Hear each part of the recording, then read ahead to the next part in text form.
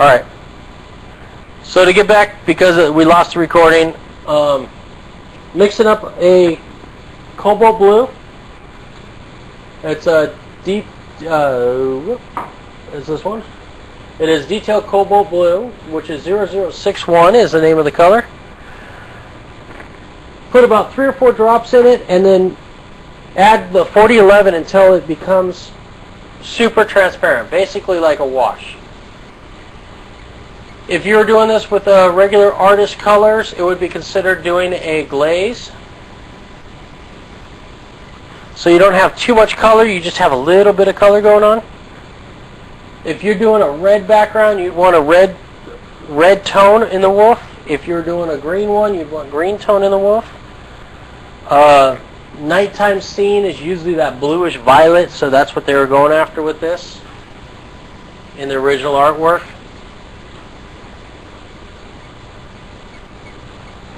Now a little bit of color goes a long way, so you don't want to overdo it. I'm going to add a little bit of blue kind of over the whole entire image, so that way, except for the eyes, stay away from the eyes, otherwise you'll have green eyes. So we're basically just going over this whole image, just adding a blue cast to it. You get a little bit of overspray off into the background, it doesn't matter because you're going to come in there and hit it with the background. This could be your guys' homework. Okay, now I'm going to make a violet wash. I'm going to go in with a detail violet. Now to clean out the airbrush, I'm just going to spray all the paint out. Once the paint's out, I'm just going to pour in my violet. I'm not going to sit there and clean out the color. No point on doing that. 3 or 4 drops, and then we're going to do a wash again, just to add a little bit of violet color to it. Now we could check it. You could check it on a paper towel. That's usually what I like doing, so you can see how much color is coming off. You know, if you want, you can always have the color of your eyeball right next to it, and you can see what that color would do to your eye. How violet will just turn it to this brownish orange.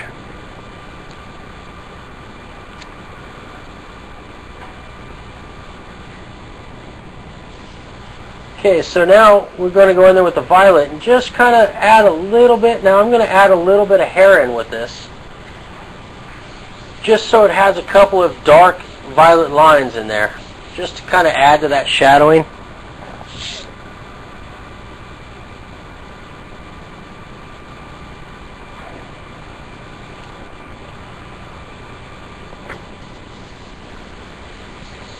So we're going to come in here and just kind of shadow, add a little bit of lines in there, adding that violet, kind of getting that violet cast over it.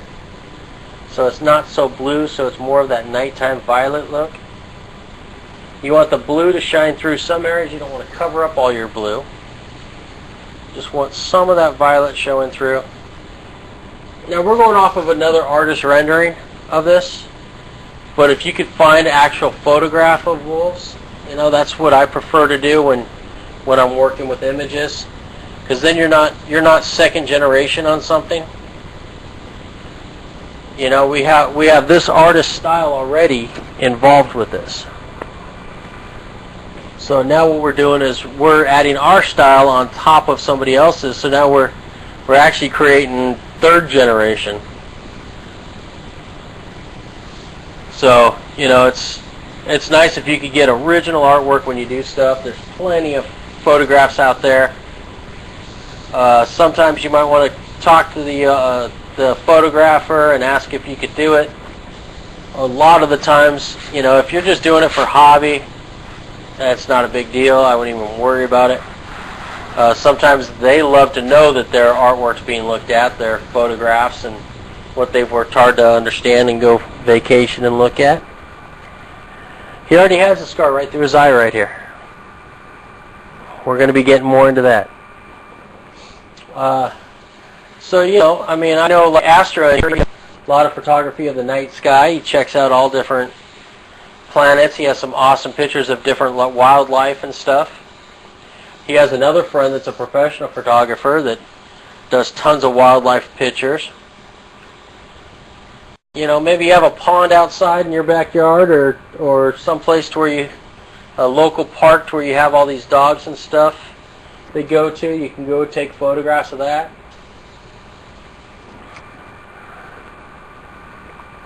So there's all different ways to get original photographs. Sometimes you have to do a little bit of work. Sometimes it's just a matter of, you know, taking some pictures around your house. You know, you never know what you have until you have it, right?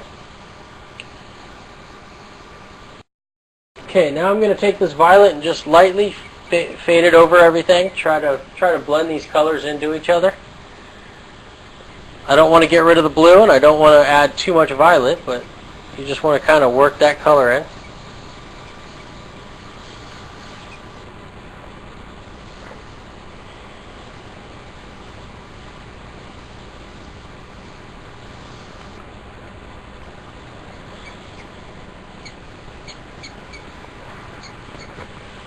So now I'm going to get this color out of the airbrush.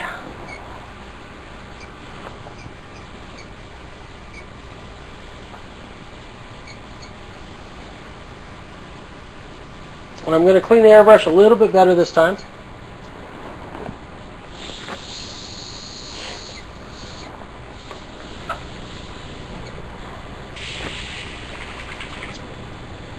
Now with this clean out, I'm going to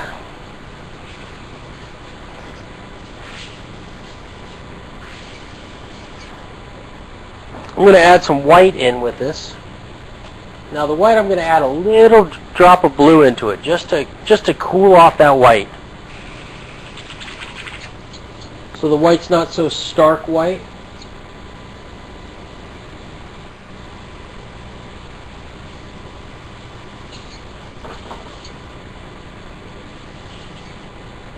Now if you have a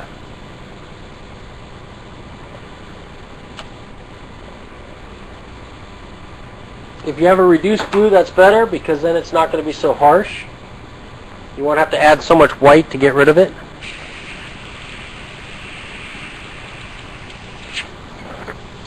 To make it look brighter would be to darken your background. Add more contrast to all the other pictures around that area.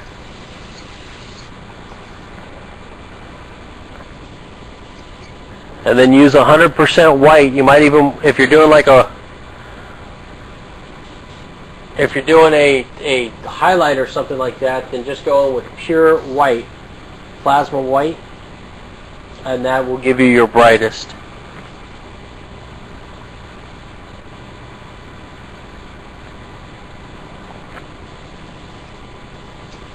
Well, that's the only way I would know about doing it. Basically the way that I do it.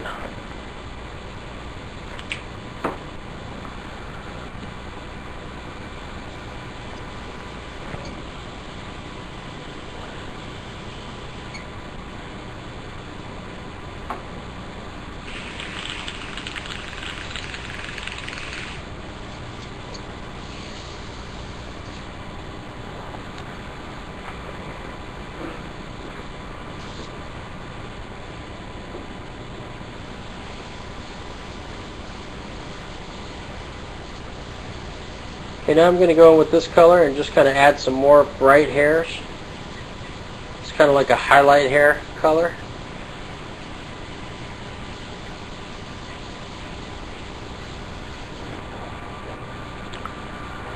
I'm going to bring this color over the top of some of my dark areas. So it makes it look like the white hair is laying on top of the other areas.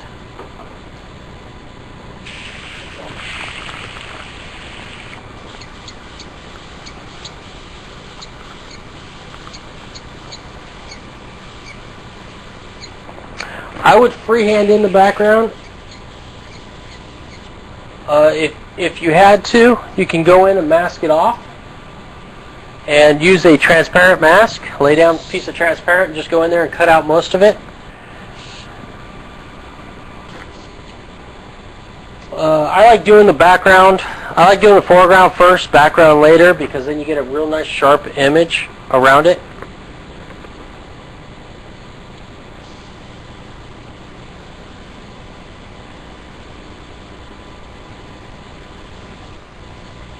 But it's all personal preference. Some people love to do the background first, some people love to do the foreground first.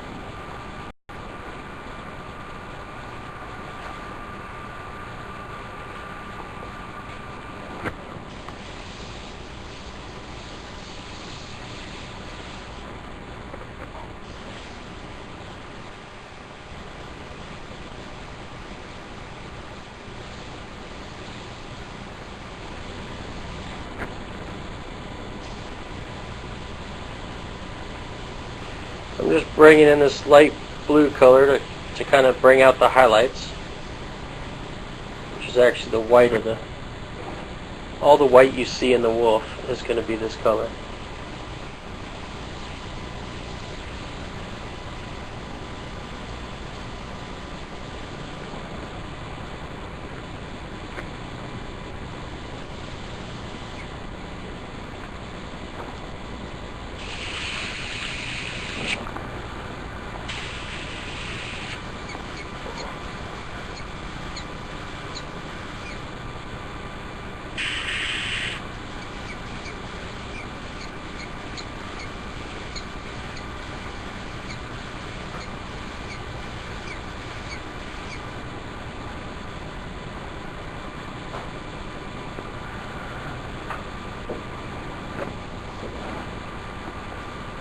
Or more.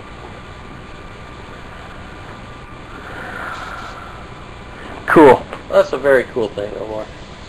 Thank you. That's actually nice to say. Omar says he's a very angry person, but watching my shows helps him calm down. I've actually had people say that I put them to sleep. Which I don't know if that's a compliment or a bad thing. Still trying to figure that one out.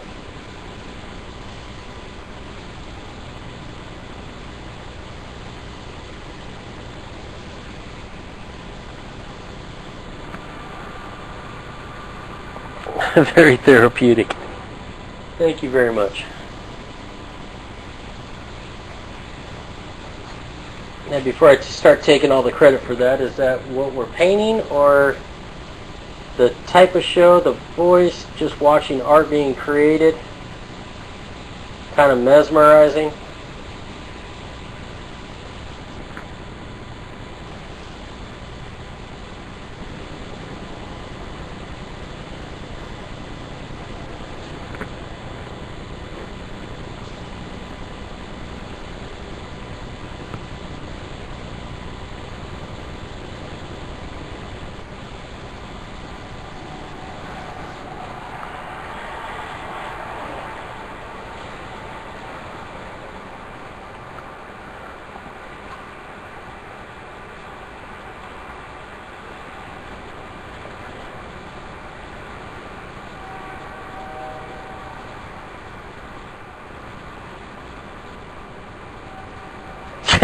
There's no river, TF.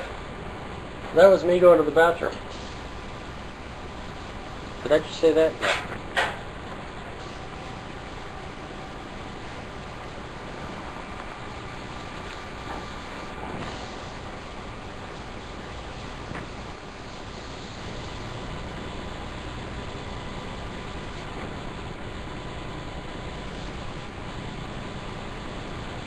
Okay, now when you do the whiskers, I'm going to get in close.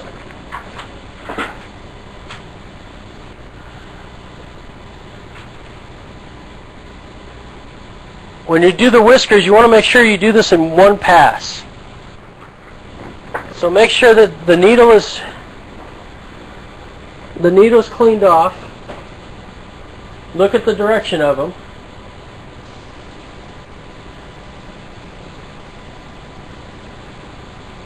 And just go very slow when you do them.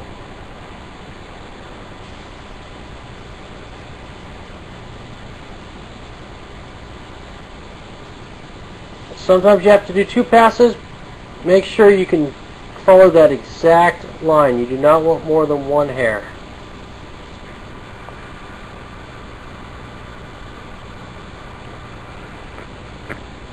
Now what you can do is take a very fine brush and just do 1 brush of hair.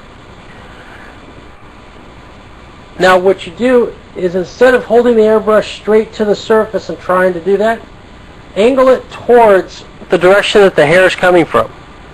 Take your airbrush from 90 degrees to the surface and drop it at an angle. Okay? So when you're doing that whisker, you can take it and the paint is just going to flow straight off that brush and right across the canvas.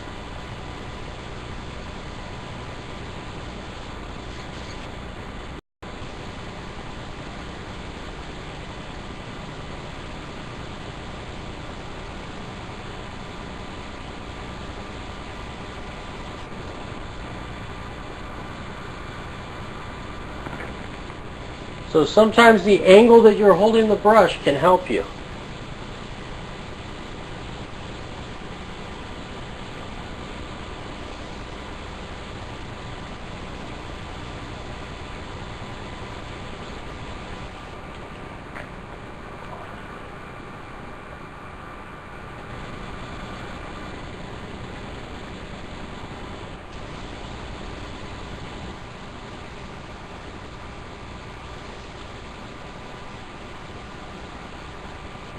Now, what I noticed a lot of the times when you look at whiskers on an animal, you won't see the whole entire whisker. You'll see a whisker that starts off, stops, and does a little dance with the light.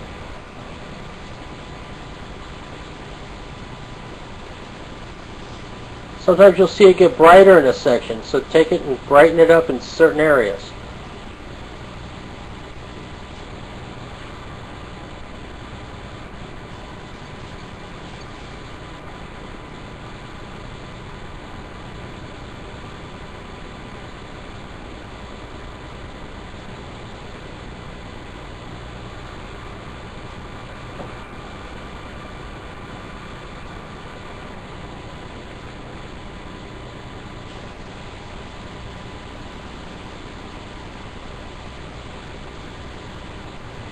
You guys holding your breath makes it easier for me. So hold your breath.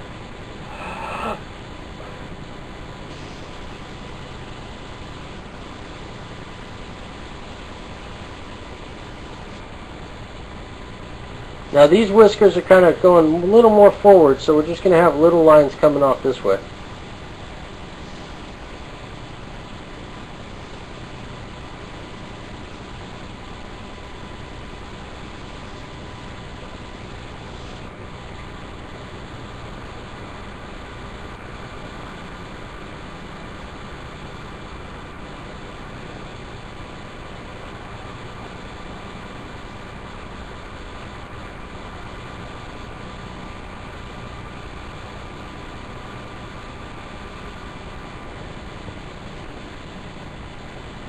Okay, so now we're going to come in and continue the white hairs. basically it's just a whole bunch of dagger strokes. Kind of look at the design and figure out where they start from. Walk them across.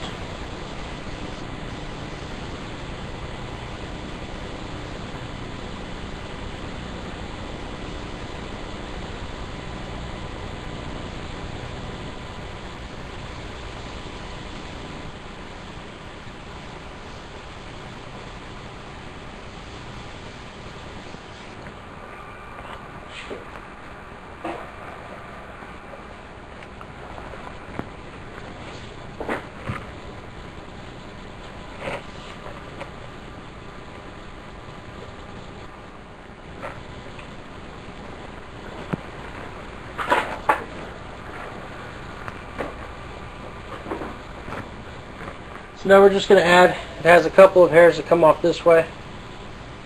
Now some of these hairs you're going to have to redo when you do your background.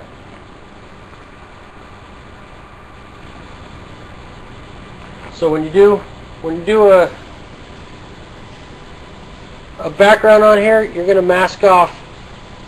If you're going to mask, what I'm going to do is I'm just going to freehand it. I'm going to come in with the dark color or whatever color we decide and come in here and do exactly what we did with the mouth. I'm going to do the same thing when I come across up in here. So I'll just take that color and just bring it in and create the hair reverse as I create the background.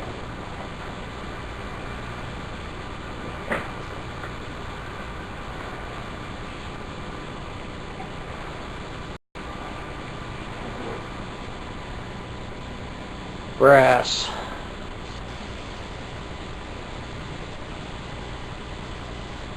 Breathe, release, aim.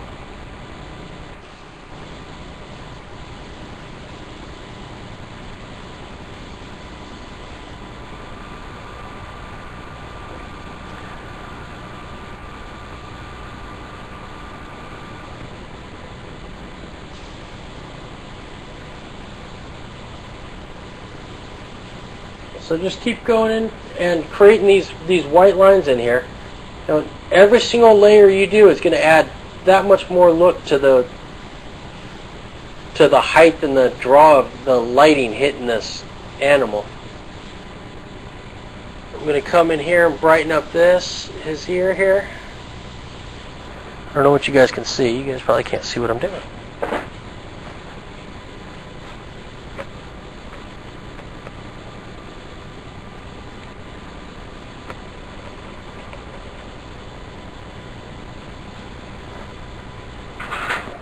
So I want to lighten up his ears a little bit. So I'm going to come in here. And with this white, we're just going to come in and see how I'm bringing the white into this color here. And it's creating the dark hairs to look like they're flowing up. That's the same way we're going to do the background.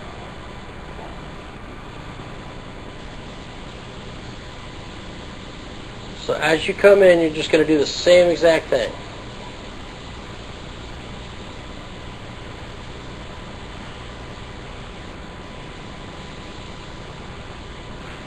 Now, depending on how much time you want to spend on this, you could spend hours doing each hair individually.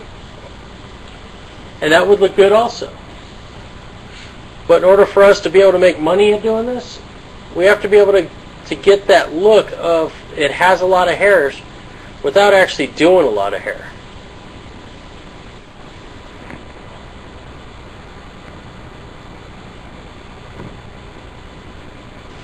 So every single time you come in here and do some hair, what you can do is at the base add a little bigger white spot and then just bring a couple of hairs coming off of that. See the way how it's creating the look of more hair than it really is? It's a faster way of doing the hair. So you can come in and just do a couple of strokes and then solid it up at the base. And that's going to give that look of having a clump of hair going over the rest.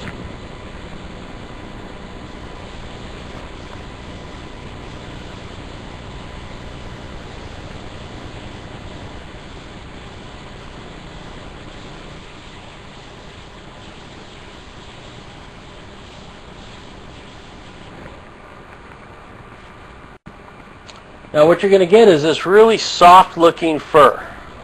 Long, we're doing about 1.5 inches of fur. As you get down its neck, you can get bigger and bigger with the fur. But all in this area back here, it has light fur. So we're just looking at the reference photo and just going in there and adding the fur as we go.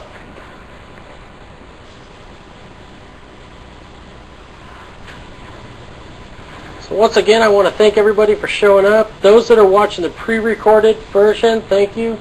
Try to get in here to the class. The advantage of being in here during the class is if you have any questions or any problems while you're doing it, I can answer those. I can address them instantly when we're having that problem. So if there's anything that you guys kind of want pointers on or anything like that, don't be afraid to ask. That's what I'm here for. As you guys are sharing your time with me, I'm sharing my time with you. So it goes both ways in here. The more people we can have show up, the more it makes it worth it for me to do these. You know, if we only have a couple people showing up in here, then after a while I'm going to get bored. I mean, if I'm doing this for money, then that's one thing, because I get paid to do it. But if I'm doing it just to show you guys, then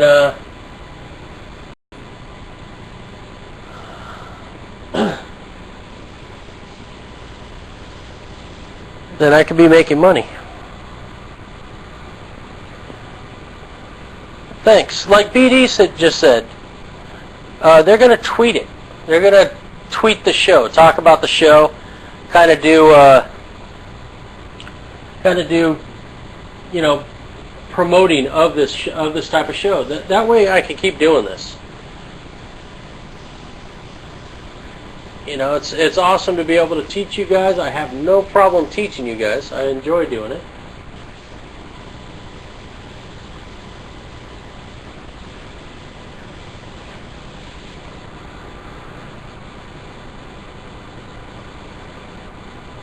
So yeah, sorry noob, I'm sorry you don't like it.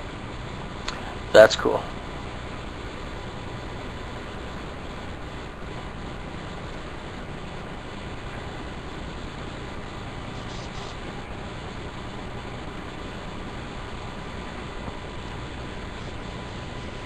Alright, so we're just going to keep on adding these hairs. Now usually when you're doing a dagger stroke and you're getting that dot at the end of it, it usually either means your paint is too thick, the paint is staying on the needle, and then when you let the needle go forward, it's pulling more paint out of the nozzle and throwing it onto your surface. The other difference is the air pressure is not enough to pull the paint off the needle. So if you're spraying around 20 psi or a little bit lower, then that can cause a problem.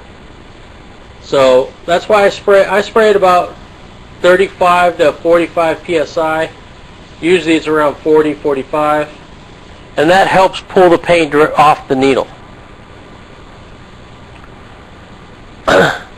So it's usually your paint's too thick, or you got a bent needle, or a split nozzle, or there's a problem with the airbrush itself.